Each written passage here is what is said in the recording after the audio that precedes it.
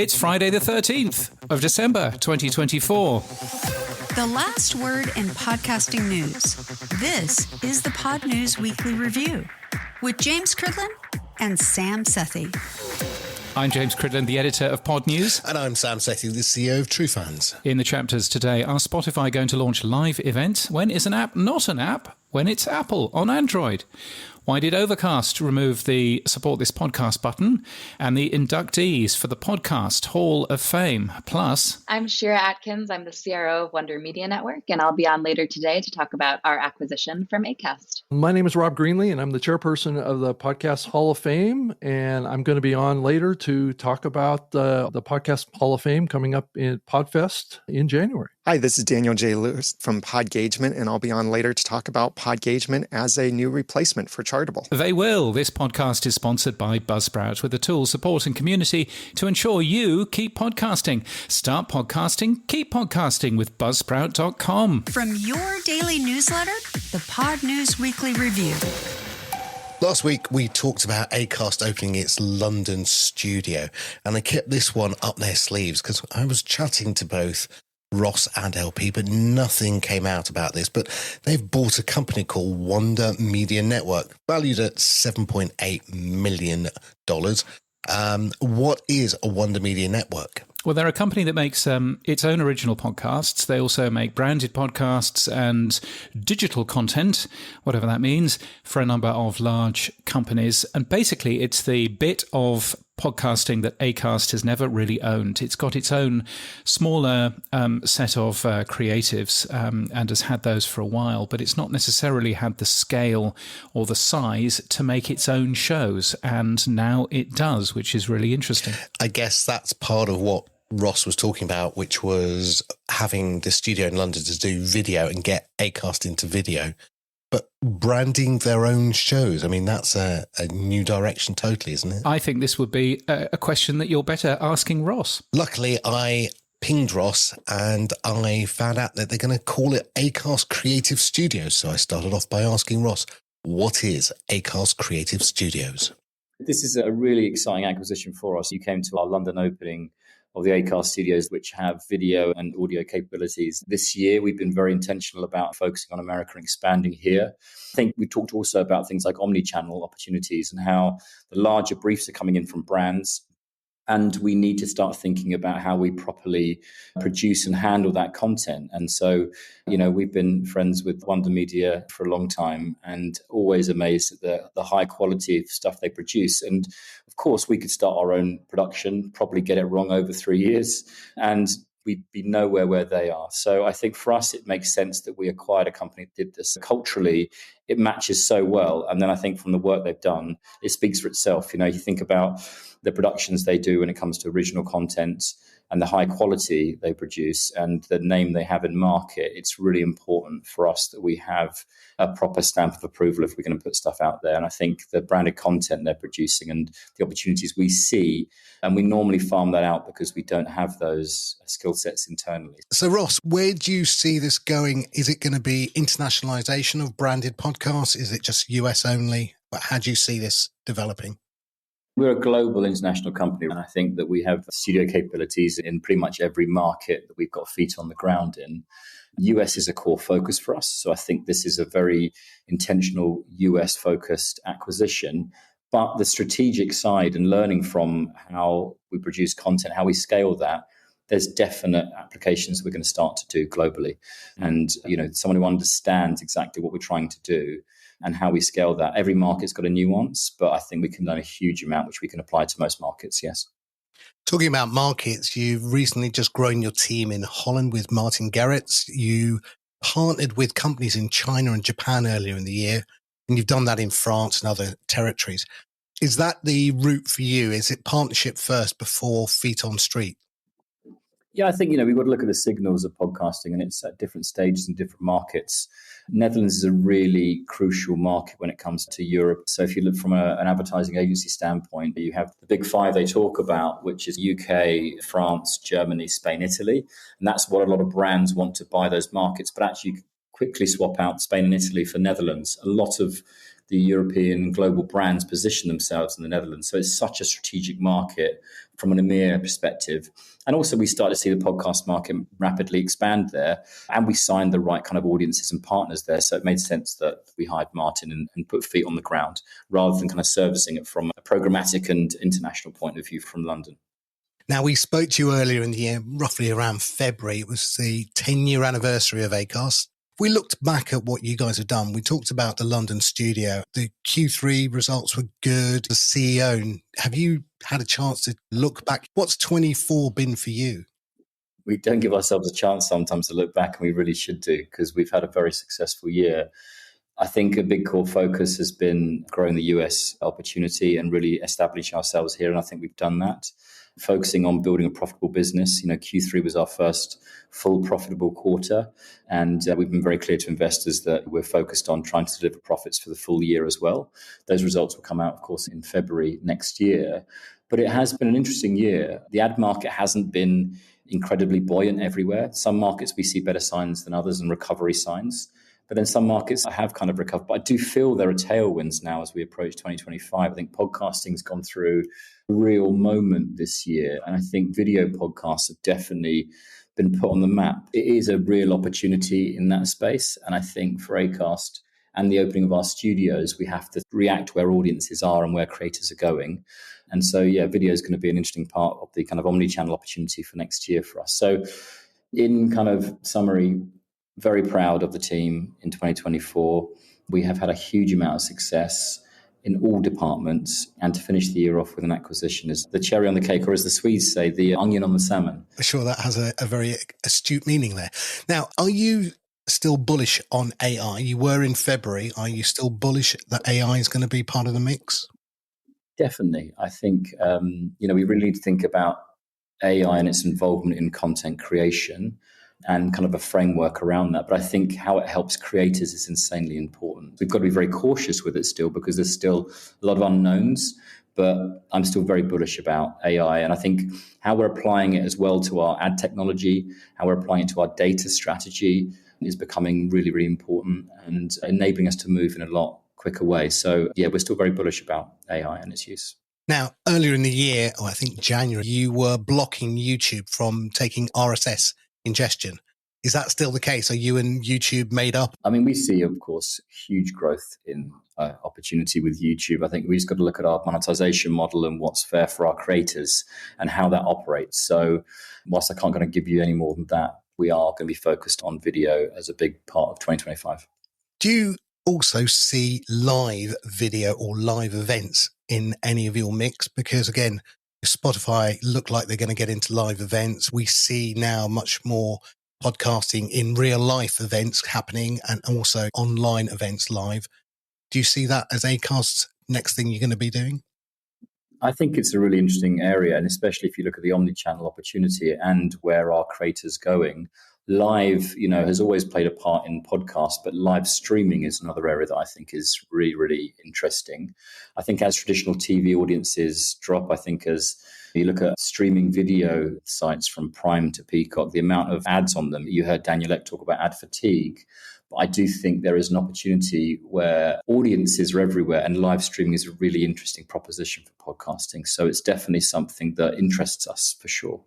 Now, one of the interesting things we are looking at and all waiting for is the announcement from Spotify as to how much they're going to pay people to watch videos ad-free. And again, would you see Acast getting into a subscription-based payment model where you would remove ads from podcasts and start to pay people as creators from the subscription revenue that they generate?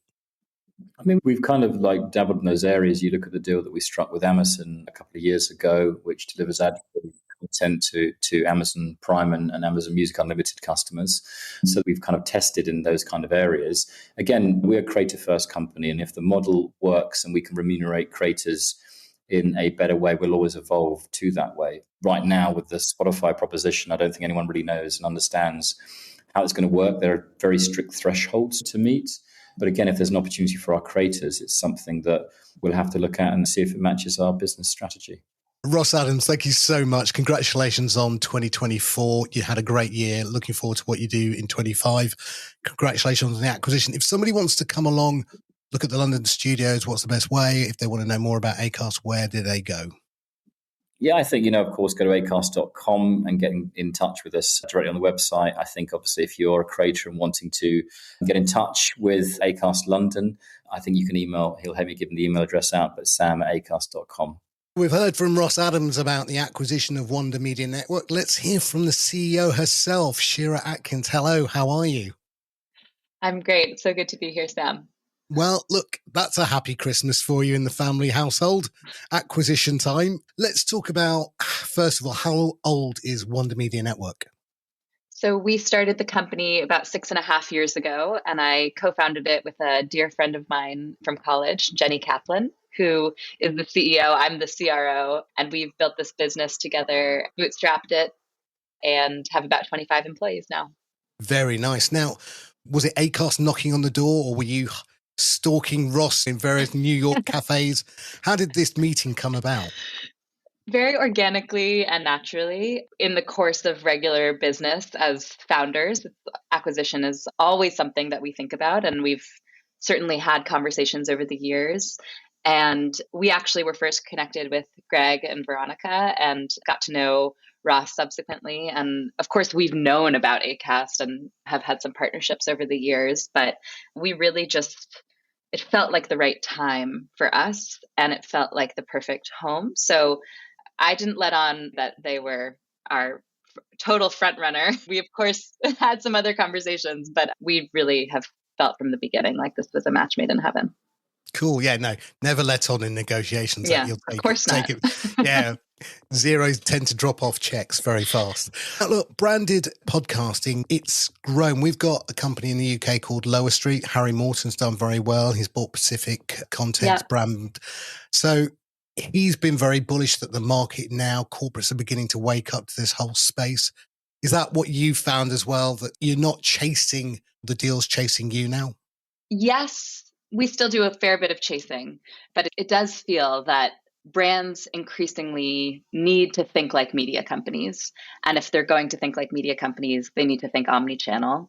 And there are use cases for audio that are not just bolt on to an existing strategy, but are genuinely the right approach for brands and executives who are really busy, or maybe they're better on audio than they are on video, or there's a particular kind of story that just makes sense in audio. And I think marketers and corporate affairs people at even the world's largest companies are starting to understand this. And I'm so glad that there are other companies like Lower Street and Jar and Podgagement. There's so many lovely people that are doing this work. And I think it is totally a rising tide lifts all boats. Do you find that CEOs are trying to be the tail that wags the dog? Do they try and dictate to you how you're going to do this, or do they defer to your expertise and let you run the show for them? For the most part, there's deference to our expertise. We like when CEOs get involved and want to champion the work, but largely we are doing a lot of discovery and strategy work with brands to help them figure out why audio, why now, what are the goals, and how can we have all of that sort of ladder up to whatever the content is. And it's the thing that has slightly differentiated our work in this space, is doing a lot of the consultative groundwork to ensure that the podcast is successful, because as we all know, it's a very crowded space and it's hard for brands to break through because it's not the sexiest. You'd rather listen to Case File or Giggly Squad than the Pfizer podcast. But we've managed to, with Pfizer as an example, create content that is authentic for them, but also you want to listen to because it's good and it's finding the exact right audience. How long is a branded podcast? Does the CEO get 1 hour? Does he get half an hour? Does he get 5 minutes? What is a good length for a branded podcast from a corporate?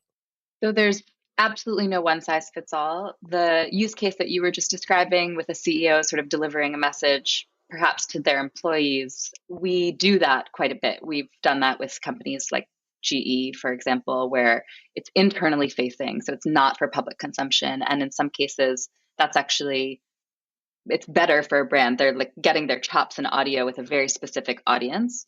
We do have some understanding. We typically don't go above 20 minutes for any internally facing content that feels laborious. For external, it totally depends. We've done narrative audio documentaries for brands, and we've also done more thought leadership. Similarly, we try to stay sort of in the 20 to 30 minute range for episodes, but we've certainly gone shorter and also longer. We let the sort of content dictate the length. I assume you don't put advertising into the branded podcasting. That would be a bit weird. Well, so we have done it in a few cases, but not advertising as such. It's taking the principles of advertising and applying it in a strategic fashion. So we've done quite a bit of work with Greenhouse Software, the jobs platform, HR platform, and we made ads for them for their partners. So they have like Checker, the background check company, for example, is a plugin in their system. And we made ads for this partner in exchange for promotion to their audience. So we will come up with strategies like that all the time, but for the most part, the content is an ad. It shouldn't feel like an ad. Infomercial. Yes. Now, we talked to Ross briefly about how he sees AI being used within Acast, and you can see it within the data analytics and elements of that. Notebook LM, the AI chatty hosts that they are people just go, oh, we just chuck a document into Notebook LM. That's the branded podcast done, isn't it? Is that some of the stupidity that you're hearing? People just using that as the alternative? We're not tending to speak to the kinds of brands that would do that. A lot of our clients are very large Fortune 500s. And for them, there's also a lot of red tape and legal process and understanding the nuances of what happens in the content and also working with teams that care deeply about storytelling. AI can be a helpful part of the process from a research perspective, but certainly not from a content perspective. There's not yet, perhaps one day, but at the moment, there's not yet the capability to meet the needs of these kinds of brands that take a lot of care in every single word that comes out. I can see why Acast is a great fit because of their international footprint, and I can see how brands are global and therefore working with you very much to increase their footprint as well. Are you going to get into internationalization through language as well? Are you going to stick to English only, or do you look at, say, Chinese, Japanese, Dutch, French, German? Will you get into those markets as well? Yes, definitely. We have actually produced some content already in other languages. It's something that we care a lot about. So excited about the potential with Acast to continue to do that. I know I mentioned Pfizer already. Pfizer is a global company. They have offices all over the world. They actually have some podcasts in Germany and in South America, and they're desperate for us to get involved in those markets as well. And we haven't yet fully had the capability to do so. So I'm really excited to do that. Shira, can I just recommend that you take Christmas off, relax? And I think your 25 is going to be so busy. It's going to be ridiculously mad. You might be on a flight once or 20,000 times, I think. But can I just say congratulations as well for any entrepreneur, CEO, CRO to get their company from bootstrapping all the way through to sale. It's a massive round of applause from me. So well done to you.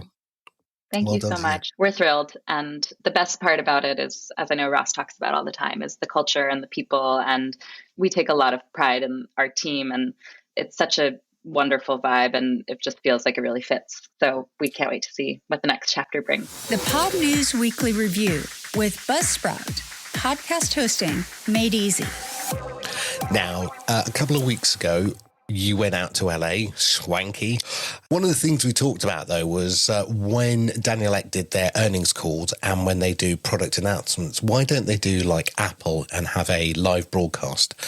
And I guess you told me that, they don't support video and in terms of live video.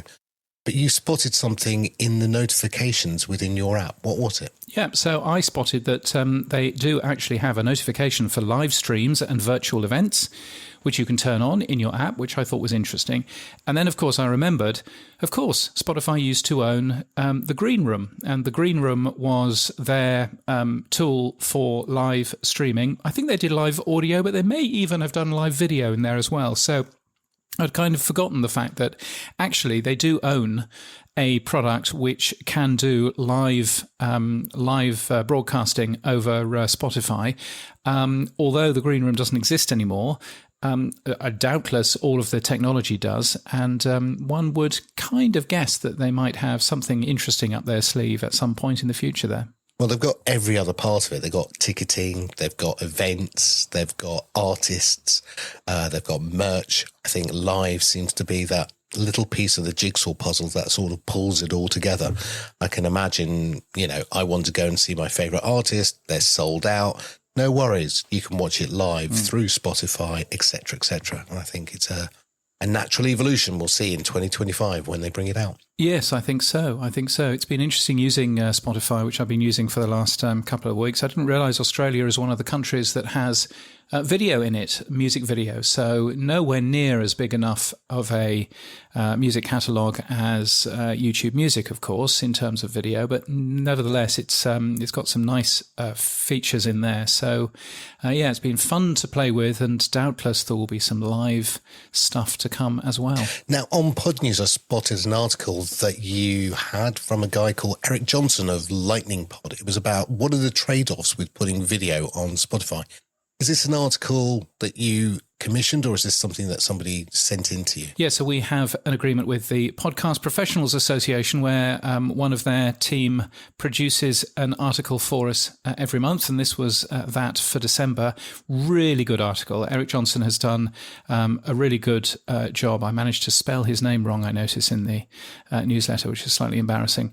But nevertheless, very good article, all about the trade-offs with putting video onto Spotify. Some things are good, some things are bad. And it was a really good piece of work there. One of the pieces within that article that stood out for me was a quote from Spotify. And I hadn't really thought about it until I thought about my own app. It said a Spotify spokesperson explained that this video replace feature, which is basically upload video to Spotify, is designed for the best playback experience for users who want to switch between audio and video consumption. To do that, we must use the same files. So we've talked about in the past how you can upload video to your Spotify for creators and it will replace the audio with the video. And we thought that was, I thought that was a bit weird. But now reading that article, I get it, because when we have audio and video switching, we go back to the audio, but we keep the timestamp. But actually just using the audio from the video means you can go straight to the same spot. And it's much quicker. I think it's quite a neat way of doing it. Correct. And it's the way that YouTube does it as well. And it works really well. Yes, that is exactly why they're doing it. So everyone else knows about it. I'm just dumb and slow, basically. No, that's exactly the reason why they're doing it, so that the audio-video button works. Now, you could argue that's a pretty edge case. The person that is going to switch between audio and video, and is it, would it actually matter too much if it slightly missed the mark? But I think, as putting the user first, it's most certainly the best playback experience, and that's why they end up doing it. I think, have preferred them not to have done that, but nevertheless, that's the product decision that they've ended up making. Moving on now, Apple. One of your predictions since the last century, I think, has been that Apple will have an Android app, and you were sort of 50% proved right when they came out with a progressive web app earlier this year. But what have they done? Have they updated it now, James, or something? Yeah, so earlier this year, they came up with a website.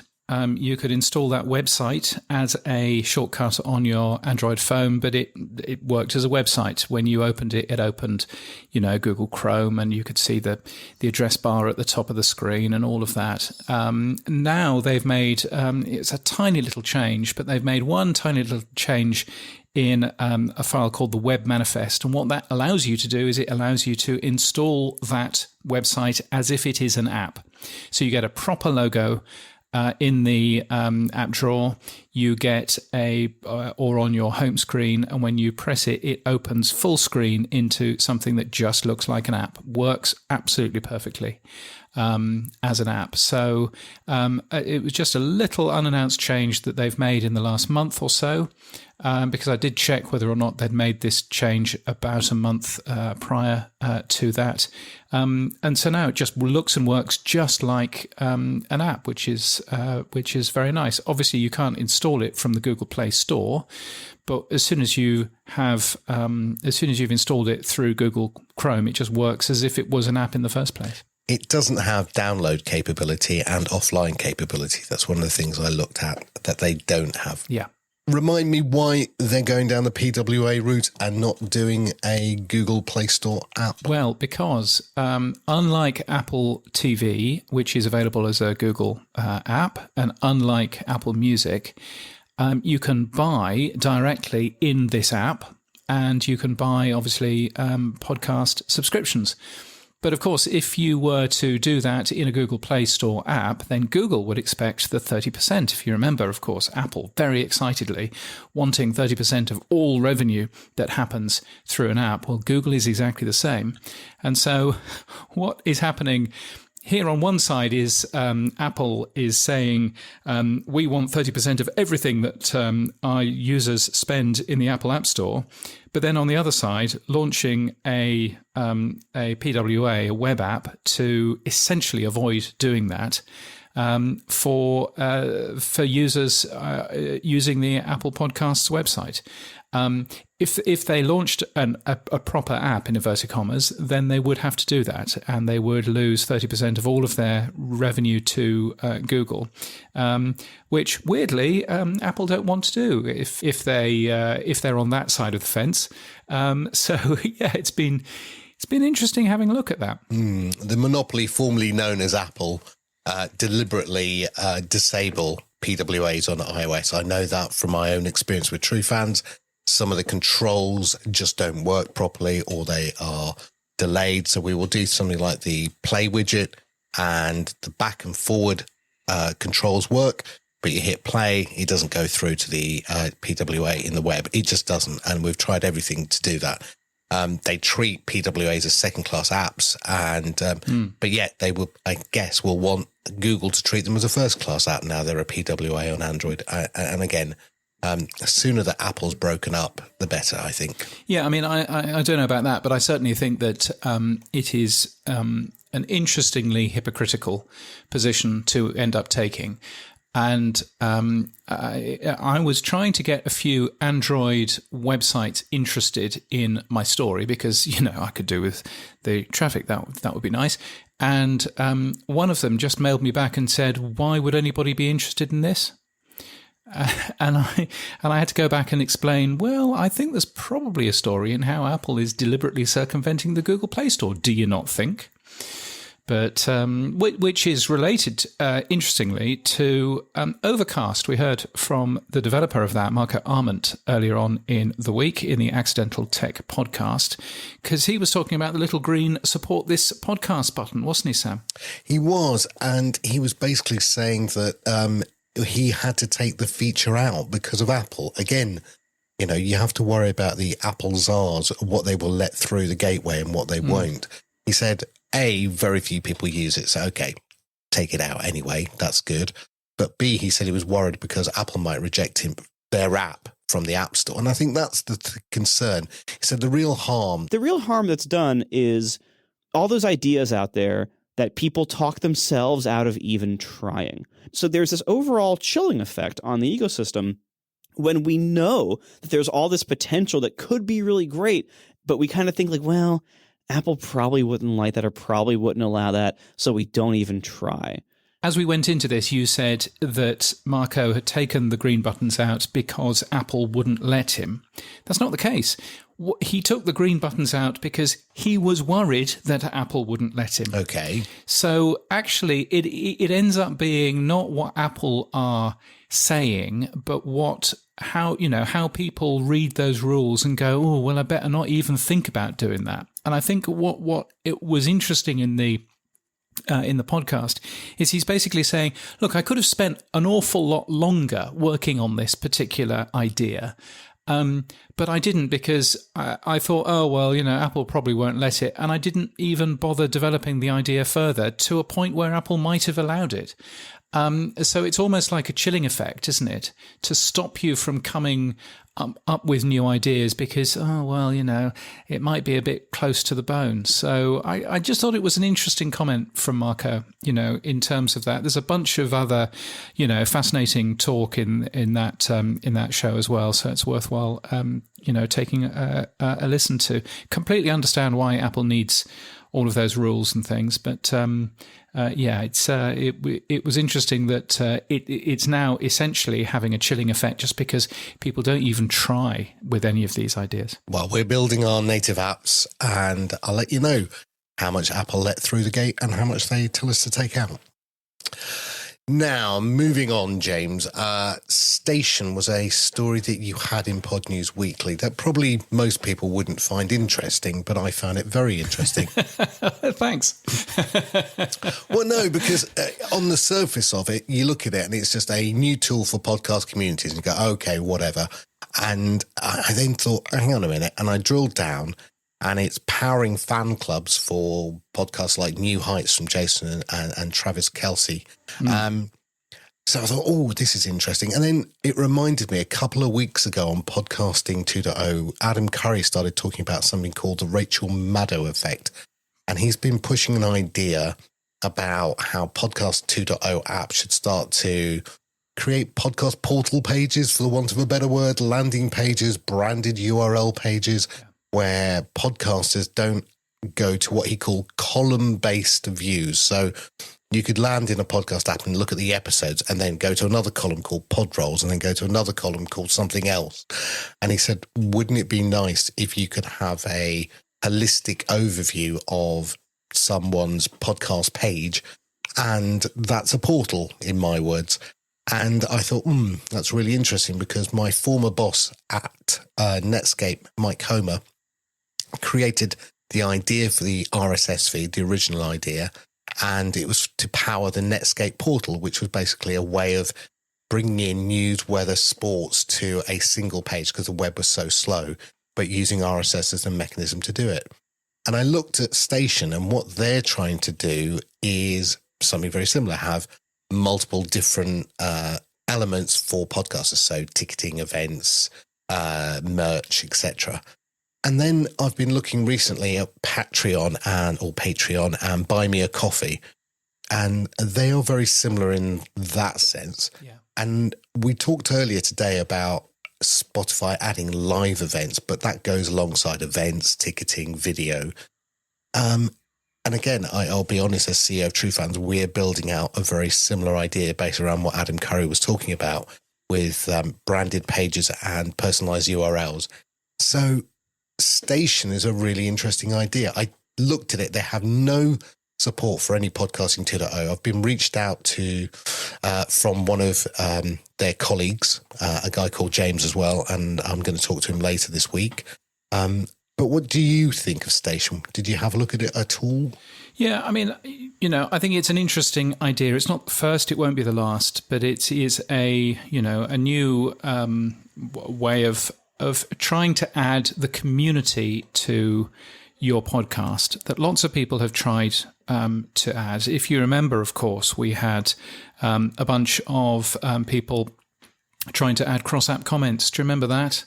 This is a bit of the same sort of thing in terms of this is a community-based thing that lives outside a podcast app in this particular case, but has, all of this kind of stuff. I find it interesting. It will offer monetization options in the new year. They actually said towards the end of Q2 next year. So I'm not quite sure what those are going to be. Presumably selling merch and stuff like that. One would assume, but all of that stuff going on. I'm kind of looking at it and going, I wish that actually that podcast apps had this sort of thing in there.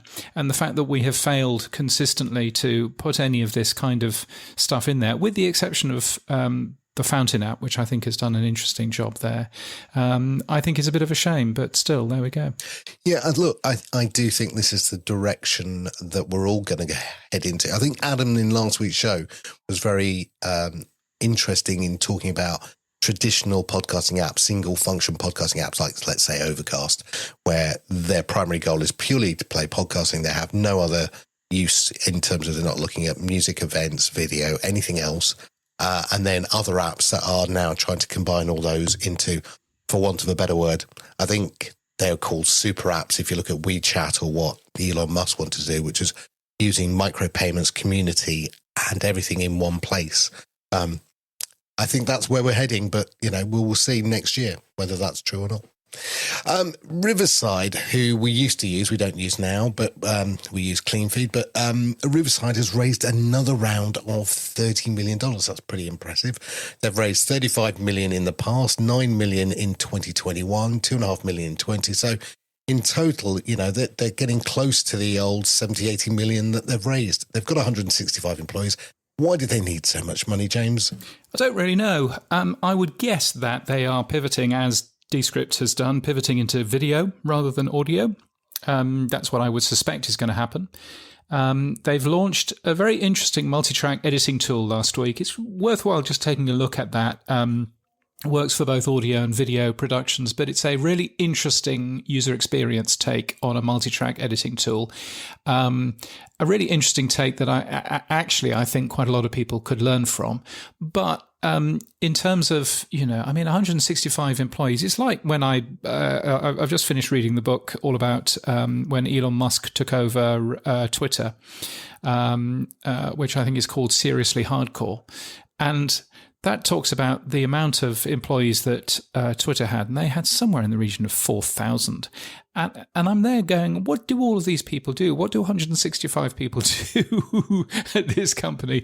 Maybe they need the $30 million to keep paying them because they're not profitable. Yeah, they're not making money, are they? They aim to be profitable in the next 2 years. By the end of 2026 is what the actual phrase said. So, so I find them a fascinating company, but certainly Kendall, friend of the show, reached out and pointed out the multi-track editing tool. They also have a really nice new feature on their website, which is all about new and interesting research and help and, hints and tips and all of that kind of stuff. They've got a bunch of people to write for them. It's called the Riverside Community. You'll find it at riverside.fm/community. And there's some, really good stuff in there. So they seem to be doing some really nice things there, but I don't fully understand what they're doing with all this money. But great, hurrah for them! I'm imagining that they are fattening themselves up so that Spotify buy them. That's the only thing that I can think. Yes, that's that. There goes one of my predictions for 2025. Then.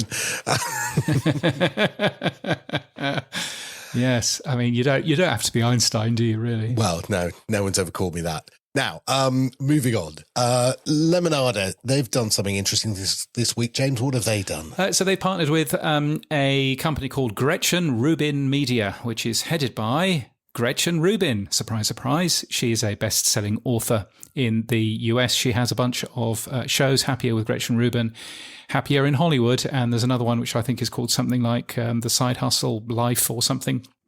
But it's another big name, although not particularly big name for the likes of you and I. Another big name signing for Lemonada Media. We've seen a lot of them sign over the last 6 months or so. That company seems to be doing incredibly well. I didn't appreciate quite how much heft it's got behind it in terms of, LA-based.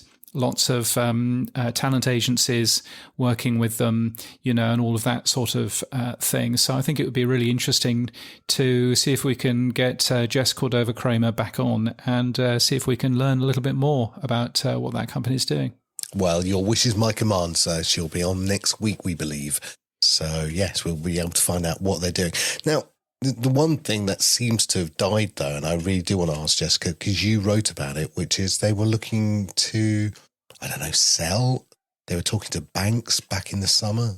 That story seems to have died its death. It does, doesn't it? I wonder whether they have... there's two things that might have happened there. One thing that might have happened is they might have got some investment. We don't know that because, they're a private company. They don't have to tell you anything like that. So that's one thing. Certainly that they're now listed in the podcast ranker in the US. They've had a bunch of people joining them. Maybe the other thing is that they tried, like a lot of companies are doing at the moment, they tried to get a buyer. They couldn't find a buyer, and they thought, right, well, stuff this. We're not going to get a buyer, and we're going to carry on building the company up. So perhaps that's what's going on there. I don't think it's a bad thing if you are hawking yourself around, as they were earlier on in the year, to find out that actually we're not really that interested in that, and we want to just continue being a good company and working on that. Yeah.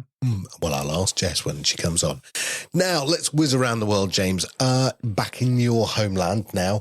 2025 may be Australia's first podcast election. Again, following on from the US one. What's this one all about? Yes, you would have thought. This is a piece from Audacia Audio's Kim Treasure, friend of the show, published in B&T, which is an Australian media website. Lots of advice from Kim on how to use podcasting if you're a politician to help them reach audiences.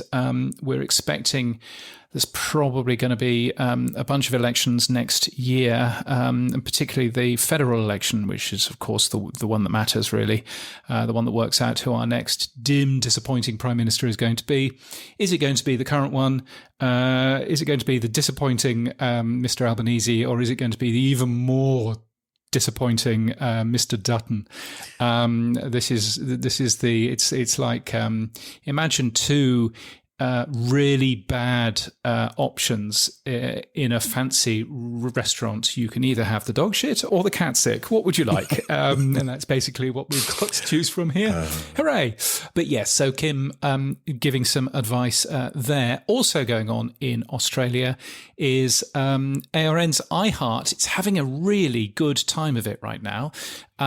Because firstly, it is very, very close to being joint number one in terms of both the top publisher, which they've had for a long, long time, but also they are pretty close now to overtaking Southern Cross Austereo's Listener to be the top sales company as well here in Australia. All they need is to sign up a large podcast creator to their lists, and then they can pretty well achieve that. And the good news is they have done exactly that. They've signed up the BBC, of all people. So when you're listening to the BBC, those podcasts here will have as sold by ARN's iHeart. So that's going to be really interesting, and that will essentially change the way that the industry looks, given that ARN will then be the biggest by far in terms of both sales representation and their own shows as well. I was thinking while you were talking about the Australian first podcast election, who is the Joe Rogan of Australia then? Who would they go on? What show? If you were going to go on one of those shows, you would probably go on to Conversations, which is the ABC's 1 hour long interview show. The benefit of that is that you would also be on the radio as well as be on a podcast, but it is most certainly the largest podcast that the ABC puts together. The biggest show has been Hamish and Andy, which is a comedy show, but no longer, because as of last month, the biggest show is Case File. Now, Case File is interesting in it's a true crime show. It used to be with Audio Boom, but it is now with Acast. So that again was a really significant get by Acast, which means that they're now looking after the biggest show in this country. But Case File does really well in America as well. So but in terms of the Joe Rogan, kind of it would be Conversations. So that would be either Richard Feidler or the other person that ends up doing it, Sarah Konofsky, I think her name is. But yeah, it's a bit of a different world here. But I mean, to be honest, if you want to be the biggest show here in Australia, you would go on Joe Rogan, because they are the biggest. Joe Rogan's the biggest show here as well. I was going to say, they're not going to knock on your door, Mr. Cridland, and say, can we come on Pod News Daily? I mean, they're not really, are they? And anyway, I'd turn around and say, well, it's a 5-minute show, so no. Can always come on Pod News Extra. Oh, yeah. Who knows? I mean, anybody could come on to Pod News Extra. Now, over to Spain. iVoox have launched, like everyone else seems to be launching, a rewind for 2024. What are they talking about, James? Yes, the company says it's got more than 800 million listens in 2024. If you're not familiar with iVoox or iVoox, I don't actually know how to pronounce them, then they are a Spanish language podcast hosting platform as well as a Spanish language app. And they have paid for stuff on there as well. The other thing that they did say is that they saw 80,000 new podcasts launching last year, or this year, which is quite a nice number to end up seeing. So that's a good thing there. And lots of most listened to podcasts. They've got 5 in their big list with a bunch of new shows and all of that kind of stuff in there as well. So interesting seeing, yes, obviously another look back at 2024. I noticed that Wondery has also done much the same sort of thing. I think Headliner has done one. There's a bunch of people doing these. Spotify, what have you started? I even got one from my bank the other day. No. Yes, my bank has a 2024 Wrapped. And it will tell me exactly how much I've spent on coffee. You don't. I don't want to know that from the bank. Don't need that. Nobody wants that. No. And Adlicious looked back at the company's 2024 as well. He says, reading on the list, they are, of course, a podcast network. They say that they have just delivered their 1 billionth ad impression. And they have also, that's where some of the big Avalon shows have gone. So, yes, but I mean, everybody looking back at the company's 2024, I expect far more of these blog posts to come over the next couple of weeks. I was there on Monday and Tuesday thinking, oh, it's lovely and quiet, to the point where I'm slightly nervous that I don't have enough news to cover. And then all of a sudden it's gone absolutely crazy over the last couple of days. But still, there we go. Yes. It's, what was it? London red buses. You have to wait and then 3 come along at the same time. Yes. Now, exactly. People and jobs. Anyone moving and grooving, James? Yes, Rocky Thomas has been appointed Chief Strategy Officer at Soundstack. She is one of the power supporters, so many congratulations, Rocky, for that. I gather that she is going to be on the Pod News Weekly Review next week. So yes, many congratulations to Rocky for being named as Chief Strategy Officer. That's I just wonder whether it was becoming a power supporter led to her becoming Chief Strategy Officer. You never know. I think that's exactly what happened, yes. Once you become a power supporter, then great things happen. So let that be a tip for anybody that hasn't yet become a power supporter. Indeed. And now, awards and events, James. What's happening in the world of awards and events? Well, let's start with the Podcast Hall of Fame, who announced a new board of governors a while back, but they've also announced the 2025 Podcast Hall of Fame inductees. The person who is now in charge of the Podcast Hall of Fame is Rob Greenlee, friend of the show. And you started by asking him what the Podcast Hall of Fame was. Well, it's a ceremony that was started by Podcast Movement, Dan and Jared, and they actually started in combination with the Podcast Awards that they started back in that same time frame. So they were doing a Podcast Hall of Fame and an awards podcast ceremony, kind of similar to what the Ambies are. So over a period of time, they did that for a few years, and then the pandemic hit, and then they stopped doing events for a year or two. And then just over about a 4-year period of time, they just didn't hold the Hall of Fame at the Podcast Movement event or the awards. So they actually dropped all that. And then just a few years ago, we as inductees wanted to take it back from Podcast Movement and keep it alive. I think that people understand that if they got inducted into the Hall of Fame. They don't want to be inducted into a Hall of Fame that died, right? So it's not a good thing. And I started to get involved at that point because I was working for Lipson at the time and was working with some other folks that had an interest in keeping it going as well. And so if you fast forward to today, we took it back from Podcast Movement, and now it's part of a partnership with Podfest that's going on down in Orlando in mid-January here. So that's when we're going to do the 2024 Hall of Fame induction. Now, you've just announced the Hall of Fame inductees. Give us some names off that list. Yeah. So there's a good group of folks. I mean, I've been around this podcast space since it started and have perspective on being able to see people that have had a significant contribution over the many, many years. And that's part of the challenges the Hall of Fame is facing right now, is that there are a lot of people that had significant early contributions to what we see today as podcasting and that needed to be recognized for that and brought into the Hall of Fame. And so we're still in that phase of bringing in people that were very foundational to the creation of this medium that we all love. And, like guys like Tom Webster, Twyla Dang, who's been working in public media for a long time, and she has her own company now, and she helps with a lot of other creators. And then Jessica Kufferman is another one who started the She podcast along with Elsie, who's also in the Hall of Fame. So these people, in just the first three here I've mentioned, have had a significant contribution to the growth and the development of this podcast medium. So, Rob, if I want to find out about all the current inductees, where would I go? Where's the website? Yeah, I would just go to podcasthall.com and go to the inductees page on that site. It's at podcasthall.com/hall-of-fame. And would I be able to see all the previous inductees as well on that website? Yes. Yeah, it's all below. Just keep scrolling down the page and you should be able to see them all.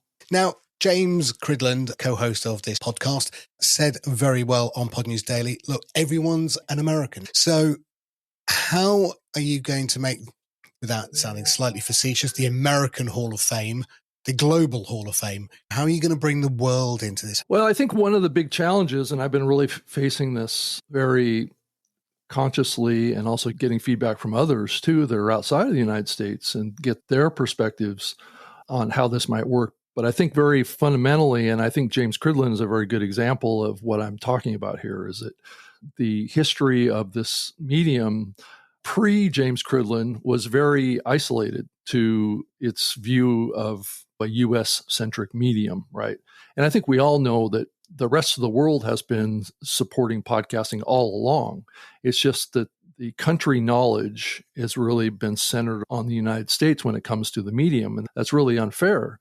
And this is a similar challenge that I faced when I was working in the Podcast Academy too, with the Ambies Awards, is that you have this challenge of making something global, which can be an overwhelming challenge because it's a lot easier to say, well, it's an international award, whatever, but it's a whole nother matter to actually make it happen and also to make it fair, right? And also to have that institution have international knowledge.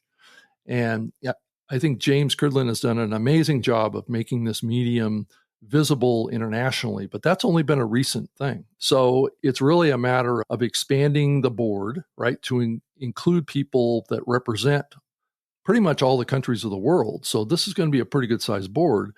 And then also having a much larger pool of people to vote.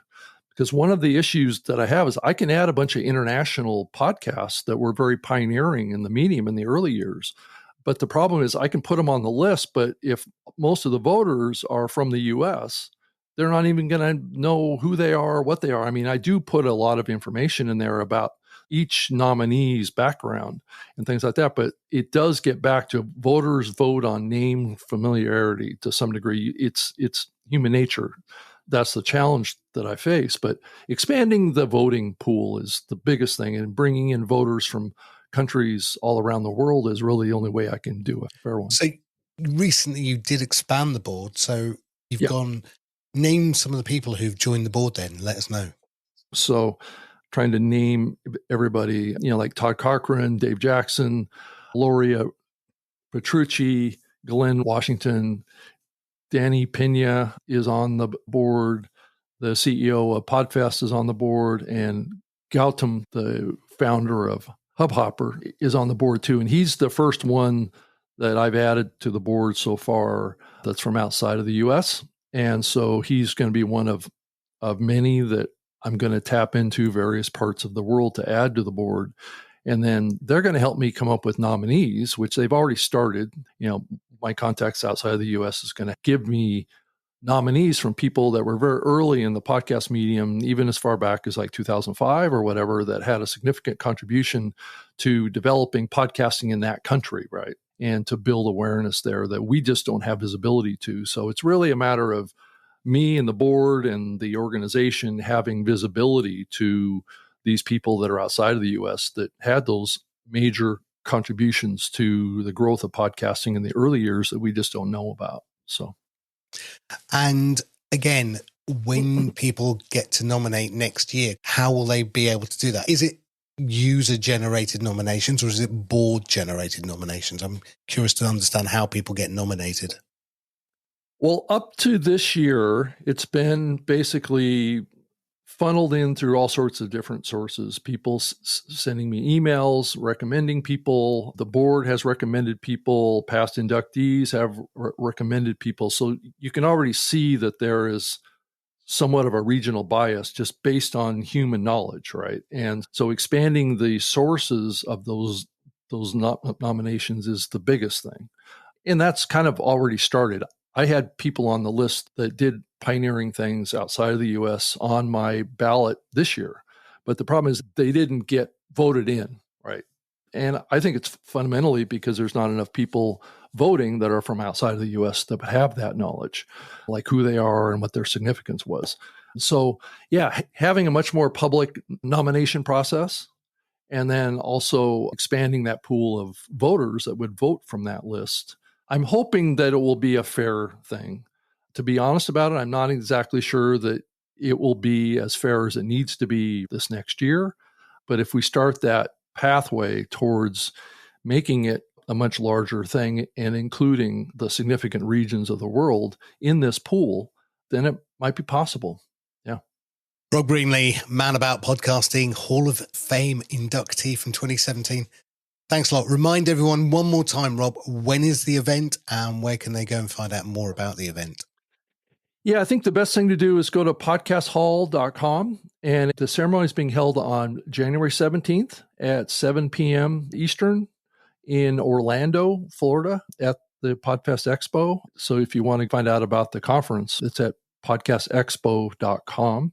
And we are selling tickets to the in-person ceremony, and it will be recorded. It's going to be put out on YouTube and online, the full ceremony recording on January 20th. So that's what the current plan is right now. Last year, we tried to do it live, but it didn't work out that well. So we're just going to try and record it and then put it out at a later date. And hopefully it will be perfect. Well, good luck with it, Rob, and congratulations for bringing it back to life.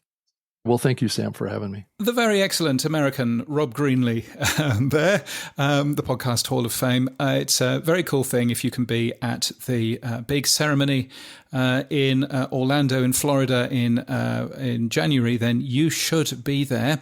The other award that you should be aware of this week are the finalists for the Political Podcast Awards 2025, which are deeply undiverse because they're all from the UK. That's because they're the UK Political Podcast Awards, and 29 finalists. And I noticed that 10 of those finalists are with Acast. So if you're wondering how big a hold that Acast have on the UK podcast scene, then you can very clearly see how successful they are being there. The tech stuff on the Pod News Weekly Review. Yes, it's the stuff you'll find every Monday in the Pod News newsletter. Here's where Sam talks technology. Well, let's kick off. Yesterday was the last day for you to be able to remove the chartable prefix. So have you done it? James, you pointed out there was over 30,000 podcasts that had that prefix. I wonder how many have broken. Yes. Now, probably none have broken because what Spotify have actually said is They're not going to stop working instantly, so they'll all still be working now. So they will break at some point over the next couple of months or so. And this is, of course, unless you're with Spotify's megaphone, in which case, depending on which piece of support you read, you're completely unaffected, or you're unaffected if you've done certain things. And I fully don't understand it, but that's what you pay your megaphone bill for. So go and ask them if you are confused by that. But yeah, so Chartable going away, no end of companies wanting to jump in for certain bits that Chartable has ended up doing. Podfollow adding some charts that you can go and see. OSHA also yesterday in the Pod News Daily really plugging their new service, which again allows you to see both into categories charts in Apple, but also into category charts in Spotify as well, which is something that is relatively unavailable. Podgagement, of course, from that as well. And talking of Podgagement, you ended up having a quick chat with Daniel J. Lewis, didn't you? I did indeed, and I started off by asking him, what is a Podgagement? Yeah, it came from originally the product was My Podcast Reviews that I started in 2014 with just the focus of tracking ratings and reviews for podcasters. Along the way, I realized I've got a branding problem with the name of the product, and I want it to do so much more, but I just couldn't fit that so much more inside that name, My Podcast Reviews. So I rebranded it to Podgagement because it focuses on podcast engagement, therefore Podgagement, and ways that podcasters can boost their audience interactions and then use that to grow their podcast. Because I know that a lot of podcasters want a bigger audience, or maybe they want to make money, but I think what many podcasters feel is most rewarding when they host their podcasts is the connection with their audience. Those relationships, the kind words, the opportunities that come from those relationships, that is really, I think, what's most rewarding about podcasting at all scales. And so Podgagement offers a suite of tools to help boost that engagement so that you can leverage that for greater growth. So give me an example of the types of engagement. You talked about reviews, ratings. What else can you get from Podgagement as a podcaster? Yeah, when I launched the rebrand into Podgagement, the big feature that I was excited to offer is being able to accept feedback from your audience as voicemail. So you can share a page. We have multiple speakable, shareable pages that are designed for specific uses. And each of these pages are smart, that they detect the device using the page. So they show certain options based on that device. But what I really wanted to do is make a feedback page where people could receive written feedback from their audience. That's easy. It's a form. But the more exciting thing is that their audience can press record on that page and send a voice message. And then that gets automatically transcribed, sent to the podcaster. It's downloadable as an MP3 file so they can use it in their podcast. That's when it gets really exciting, both for the podcaster and the audience, to include literally the audience's voice in their podcast. I know not every podcast is structured in a way that they can actually use that, but it can still be so exciting to have that. And then you can do so many things with that, whether you use it in your podcast or you use that kind of praise and feedback that you get from your audience to help improve the podcast or help market your podcast better. Take it to sponsors and show them, hey, look, this is what my audience is getting from my podcast. Don't you want to be in front of this kind of audience? There are so many things that you can do when you have that engagement. And then there have been other tools that I've built into the system, like allowing you to track the relationships that your podcast has with other podcasts through what I call networking. Like in Apple Podcasts and Spotify, you see the "you may also like" section. I track that as it is going out from your podcast as well as what's coming into your podcast. Podroll will be a feature that will be supported, very similar there, that you'll be able to see what are all the other podcasts who have your podcast in their Podroll tag coming back in. And then the newest thing that I'm really excited to launch, I know it's why we're talking, is the new charts and rankings feature that has been actually 5 years in the development. Now, you talk in the press release that James covered in Pod News Daily of 34,000 charts, which my brain was like, 34,000? Where'd you get that number from? So please explain to me, A, what the charts are, and B, how you get the data, and then we'll come to how you got to 34,000. Yeah, and I want to give a kind shout out here to Chartable for shutting down and giving me the kick that I needed, because I have been collecting this data for 5 years. I haven't been actually building the feature, but I started building it 5 years ago and just never finished. I got to the point where I was collecting the data and saving it in my database, which got massive over time, but I just wasn't doing anything with it yet. So with Chartable sunsetting, I decided this is the time I need to finish this feature, because podcasters want this information. I want to be able to provide that to them. And it's what started my rebuilding of the whole product. So I've been collecting it for so long, and it's close to 34,000 charts that I've been tracking every hour for the last 5 years. So for 5 years, I've been tracking these 34,000 charts, and inside of those charts are the rankings. So let's just clarify some terms here. The chart is, if you look at Apple Podcasts or Spotify and look at like a top podcast list, I'm calling that a chart. So don't think like graphs and line graphs and bar charts and that kind of thing. I'm trying to avoid using the word chart in that sense. That we call that a graph. But here, a chart would be a list of podcasts. And it usually is an ordered list of some sort. Even if there aren't necessarily numbers, people still think the thing that's on the top is the top, whatever's listed first. We kind of look at it as a chart. How these charts are actually populated and how things move in the charts, that's different for all kinds of places. It's even different inside of Apple Podcasts. Like if you're looking at a top podcast chart, that is affected by more recent subscriptions or follows to a podcast and downloads, whereas something like a search results chart or what's hot or new and noteworthy, those are all handled completely differently, but they're still basically a chart of podcasts. Each podcast then in that chart has a ranking, and that is simply where it is, its position in that chart. So I'm tracking these 34,000 charts, and each chart having up to 250, in some cases even up to 400 podcasts in a single chart, and then there's the rank for that podcast. Now that number, 34,000, that comes from, you look at Apple Podcasts primarily is where it's coming from. The Apple Podcasts is now available in 175 regions. It used to be 155, it's now 175. So right there, that's 175. Every region has a different chart for every genre inside Apple Podcasts. And there are more than 100 genres of podcasts inside Apple Podcasts. So multiply 175 times those 100 plus. Inside of each genre, there are also additional charts. There is the top podcast chart. That's what most people are familiar with.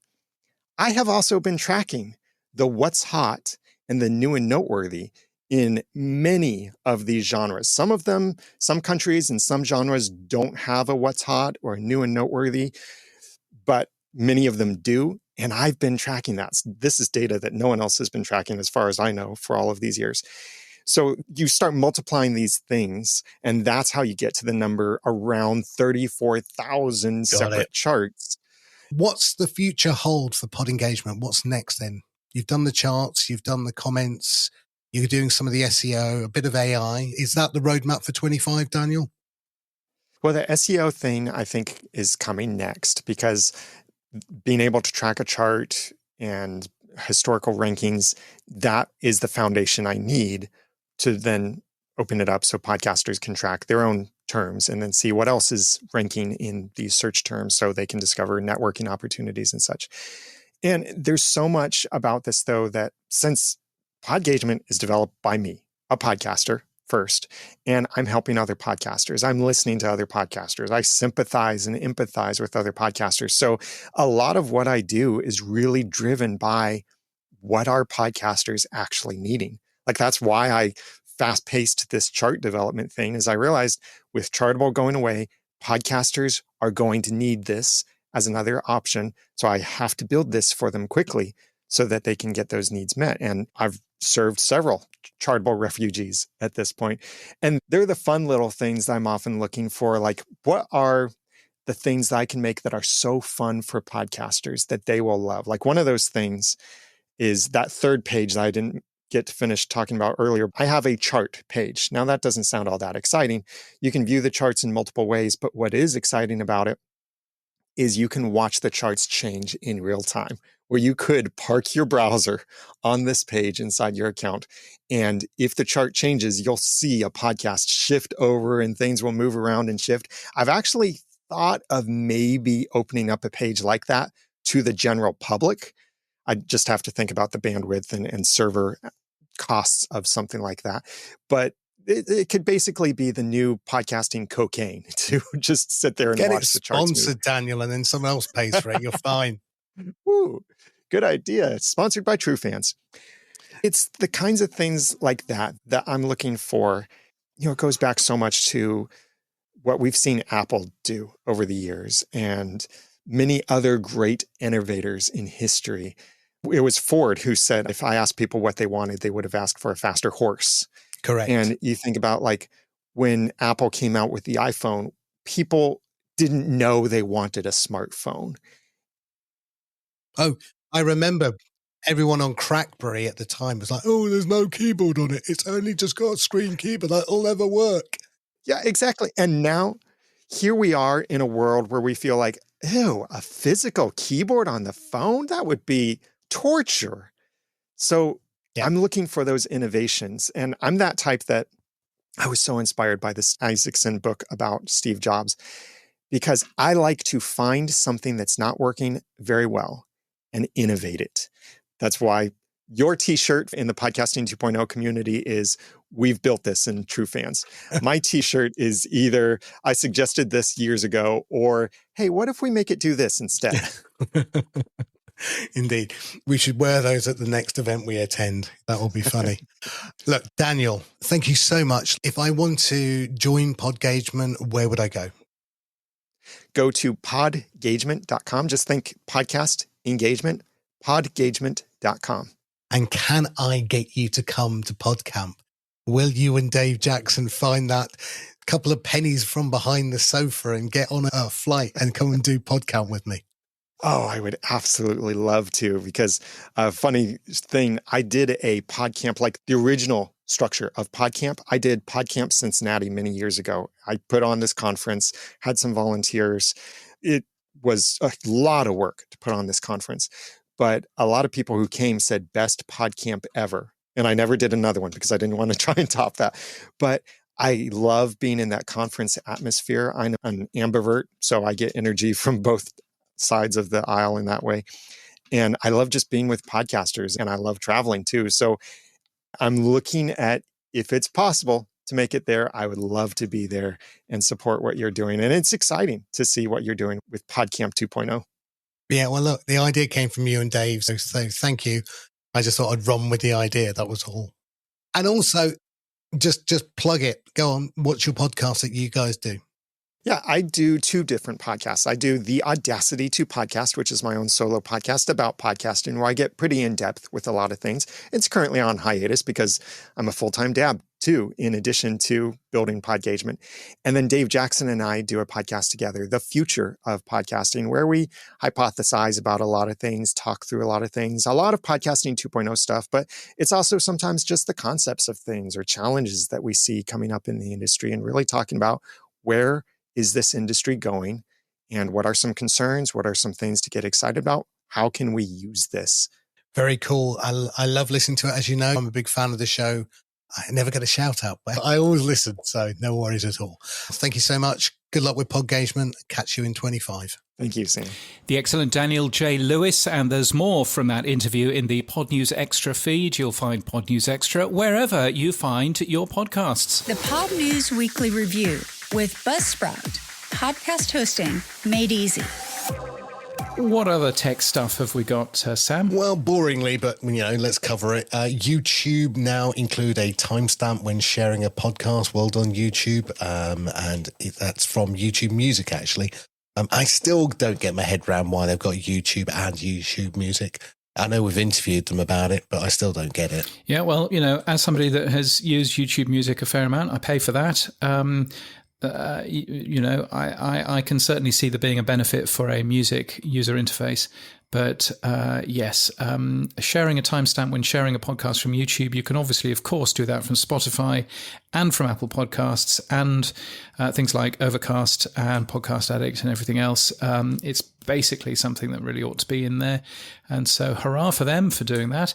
Headliner has announced that it will now produce captions for automated videos and audiograms created in Headliner. You can control pretty well everything, the font face and the style and all of that kind of stuff. And they can be added entirely automatically. I did go in, I'm not sure I understand Headliner, but I went into it and sort of had a play with it. And I basically said to them, if you want to add captions to us, then please feel free. But I'm I look at it and I go, I don't want to break it. I'm confused. Yes. But well done, the Headliner. If you use Headliner, then you will know rather better than me in terms of how to do that. So that is good. And I'm currently working on a fascinating story all about Italians and the Italian podcast space. Probably will get that on Monday in the Pod News newsletter. So something to watch out for there. But there is an organisation, let's put it this way, there's an organisation in Italy that basically wants to completely break how open RSS works because they're too dumb to understand how the podcast industry actually works. More on that on Monday at podnews.net. Boostergrams and fan mail on the Pod News Weekly Review. Yes, it's our favourite time of the week. It's Boostergram Corner. And yes, lots and lots and lots of boosts, Sam. Who's our first from? Silas on Linux. He said, I'm always down to annoy Adam Curry. I don't know why. So that should offset my annoyance at saying open RSS, although I get it. Anytime I write a sarcastic comment or boost, it is always the fault of my app. Dang autocorrect keyboard. Yes, Silas does like putting out sarcastic comments, but I think he does understand why we use the word open RSS. I think he does. 1,111, that's a row of aubergines. So thank you for that. It's not a row of ducks. Isn't it? Oh, no. That's 222, isn't it? Row of ducks no, is the twos. Yes. I know what it is. It's a bag of sticks. Right. That's what it is. Right. Yes. Anyway, thank you, Silas, and thank you for trolling me on Mastodon. Kyrin, we haven't heard from Kyrin for a while. He has also sent us a bag of sticks. Thank you, gents. Fantastic news summaries and context, as always. Been a busy year, and it's getting even busier. Hope to tune in more next year. Let me know if, when, any Brizzy events are on, James. I will tell you that there is going to be a Brisbane event. This is an exclusive for this part of the show. There will be a Brisbane event towards the end of February. Not just that, I've got somebody to actually pay for the drinks this time. So, Kyrin, don't go anywhere at the end of February. That will be good. Oh, okay. 100,000 sats from anonymous podcast guru user. I think that may be Adam Curry. Yes, I think it might be. He says, I think I've fixed my app. Don't think you have, anonymous podcast guru user. But anyway, I appreciate the work you fellows do. Much love from Texas. Much love back from Brisbane and from Buckinghamshire. And thank you for the 100,000 sats. That is now a lot of money, by the way. Yes. So thank you so much for that. 100 sats from Brian Ensminger. 13, he says. Congratulations. You'll have to wait for a few more minutes to find out the update on that number. Yes, that's the number of power supporters that we had last week. Claire White-Brown, who was the 13th, 1,000 sats. Thanks for my mention as the 13th power supporter. I really joined to see which adjective you'd use with 13, but you went with baker's dozen instead, which, let's just write that one down. We need to come up with adjectives. And this is why people are signing up. So who'd have thought it? Anyway, Claire Waite-Brown goes on, I want to apologise to Rob Greenlee, who isn't a guest on my new show, Podcasting 2.0 in Practice, even though Sam said he was. I just assumed he would be. Yeah, it was just an assumption. Yep. That's right, Sam. So that is also good. And a anonymous 3,520, which is nice, from True Fans. How did that work? an anonymous from True Fans. Anyway, I don't know. That's Bug 101 today. Anyway, that's very nice. So thank you for that. Power supporters, we had 13 this time last week. How many have we got this time? We have 15. Welcome, John McDermott and James Bird. And yes, James put power support mode activated. Thanks for all you guys both do. Big respect to both Sam and James. Yes, thank you, James. That's very kind of you. Thank you, James. That's an excellent thing. And also John McDermott, who Calgaroga Shark Media and all that. He does a very good job of tweeting and not tweeting, LinkedIn-ing. What would be a LinkedIn post? Is that a smug, or is that a show off? I don't. I have to say, stand LinkedIn. I've got to the point with social media where I'm bored of Twitter. I can't be bothered with Blue Sky or Threads. I like doing techie stuff on Mastodon, but if I want to do anything that's just talking about product or just something more businessy, it's LinkedIn's the last place I've got left, and so. I don't think there's. I don't know. Are you bored of social media yet, James? Because it's getting a little more boring now for me. I found myself really getting into social media over the last couple of weeks. I think it's because Blue Sky, basically all of my friends are on Blue Sky now, Right. which is a nice thing. So yeah, so I think I've basically been focusing on that now.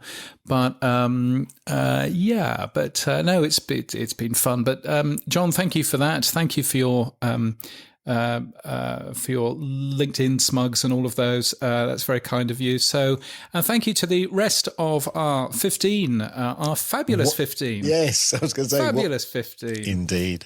Yes, James Burt, John McDermott, obviously, Claire Waite-Brown, Ms. Eileen Smith, Neil Velio, Rocky Thomas, Jim James, David Marshall, Cy Jobling, Rachel Corbett, Dave Jackson, Mike at the Rogue Media Network, Matt Medeiros, Marshall Brown, and Cameron Moll. If you want to be a sexy 16, then you're more than welcome. Just go to weekly.podnews.net with your credit card. Can you imagine? And that would be good. Somebody's sitting there going, I am going to be sexy 16 now. Yeah, or Excellent. sensational 16, I should possibly say. Sexy 16 will get us demonetized, won't it? Not that we are. Yes, deplatformed. And we should say on that very point, we should also say thank you to Buzzsprout, that has, for reasons best known to themselves, re-signed for the next year. So that's very kind of them. So thank you to Alban and Kevin and the rest of the team over there. So what's happened for you this week, Sam? Well, I had an epiphany with all of the work that we're doing on value tags and LN address. It seems that the RSS feed is now just a pointer to external files, whether it's the enclosure, chapters, transcripts, pod roles, publisher feeds, and now LN address. So it just made me look at the RSS feed again and go, what's left that we hard code into the RSS feed? Well, yes, there's and it does seem to sort of add quite a lot to the complication of having to deal with RSS feeds, because all of a sudden you need to go off and find all of these additional files. And it does sort of worry me slightly, but who knows? And then, of course, you've got all of the caching for those additional files. When do you re-import them? What do you do with them? And all of that. So I hope that we're all doing everything the right way. Who knows?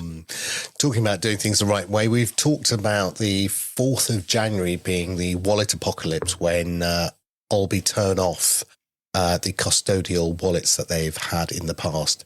And we're all sort of looking for solutions and different ways of working. I mean, one is the Albi Hub, which, again, I think we've all agreed that might be overkill for the mainstream user who just wants to give a few sats to a podcast.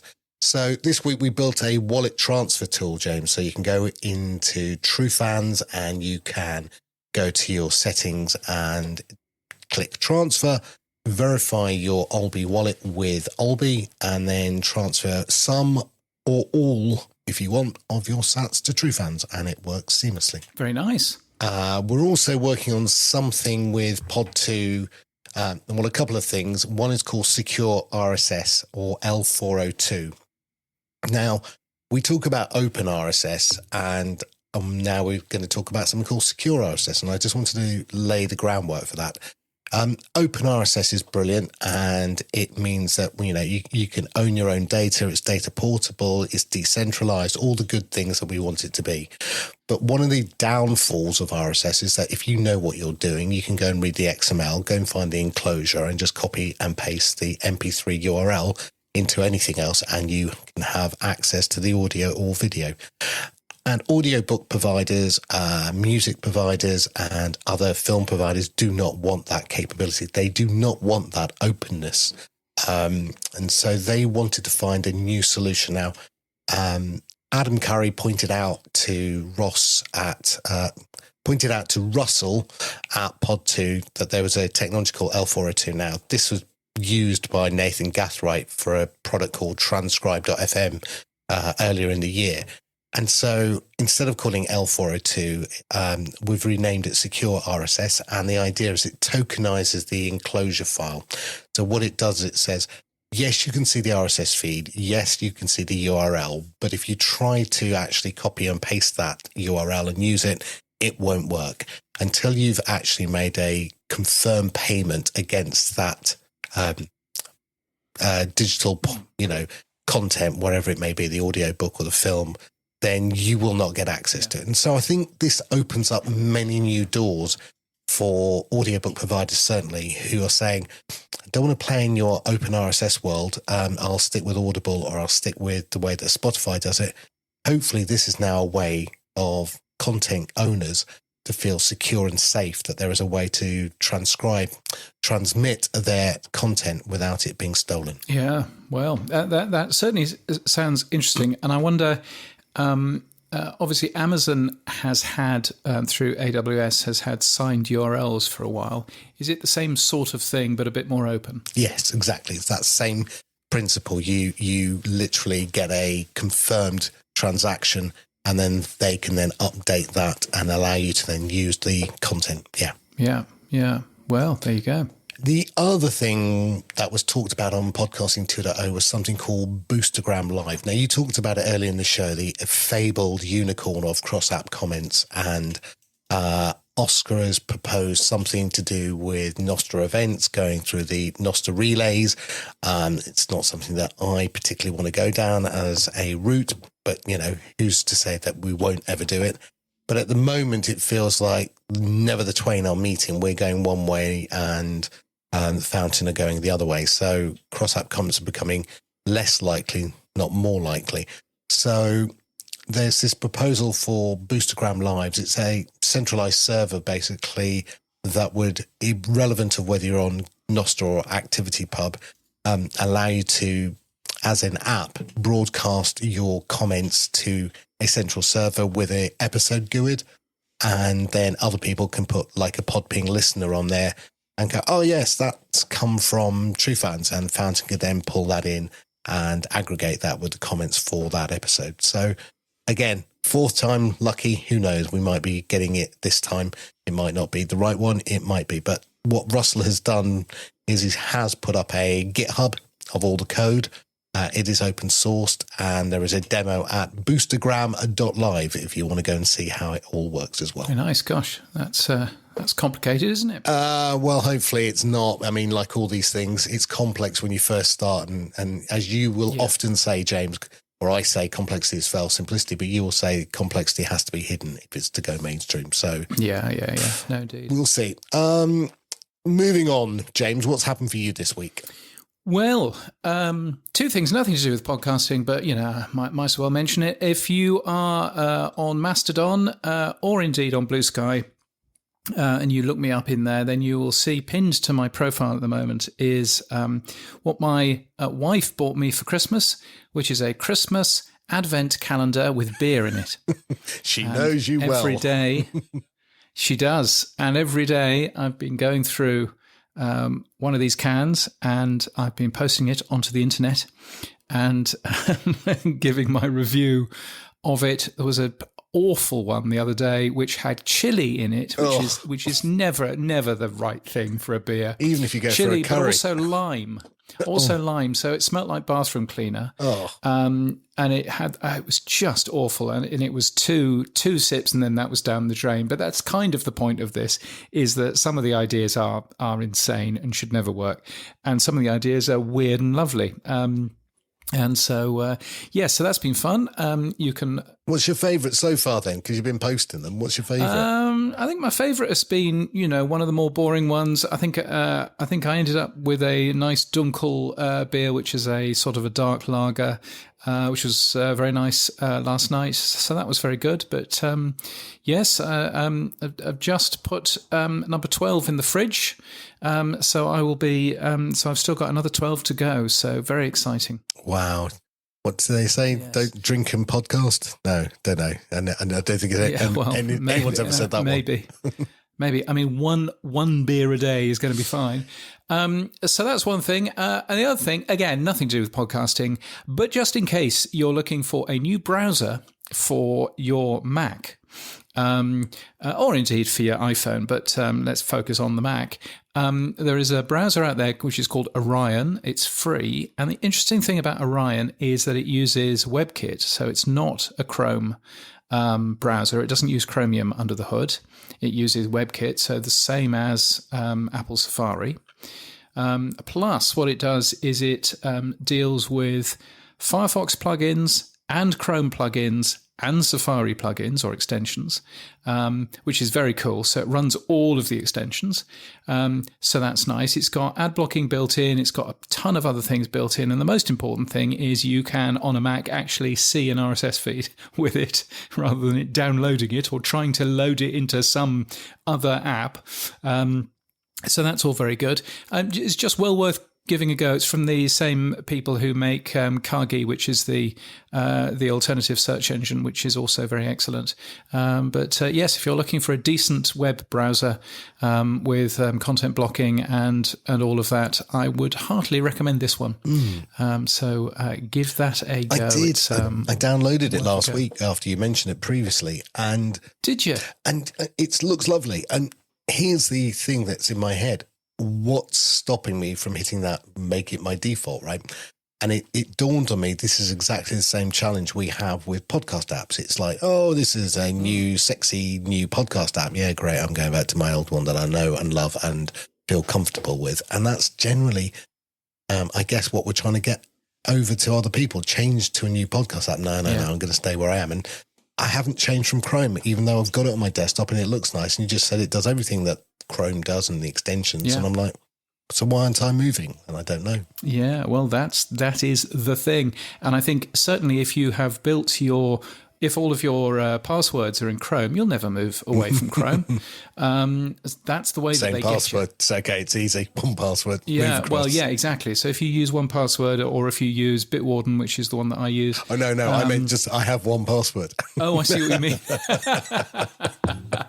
I wouldn't do that. I know. What? I know. What? Sam can fix it. Is that your password? Is your password already implemented?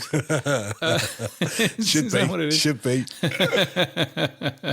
Yes. Well, there we are. Anyway, those are my two things, and so give Orion Browser a go. It's a pretty good thing. It's a little bit raw around the edges, but who knows? And that's it for this week. All of our podcast stories, well, most of them were taken from the Pod News newsletter. You can subscribe to that at podnews.net, and longer interviews in the Pod News Extra podcast. You'll find those wherever you get your podcast, except that might be going away next year. Who knows? You can support this show by streaming Sats. You can give us feedback using the Buzzsprout fan mail like James did this week in our show notes, and you can send us a boostergram or become a power supporter like the fabulous 15. And again, who's going to be the sexy 16? You can find it at weekly.podnews.net. The sensational 16. Our music is from Studio Dragonfly. Our voiceover is Sheila D. We use Clean Feed for our audio. We edit in Hindenburg, and we're hosted and sponsored by Buzzsprout. Start podcasting, keep podcasting. Get updated every day. Subscribe to our newsletter at podnews.net. Tell your friends and grow the show. And support us. The Pod News Weekly Review will return next week. Keep listening.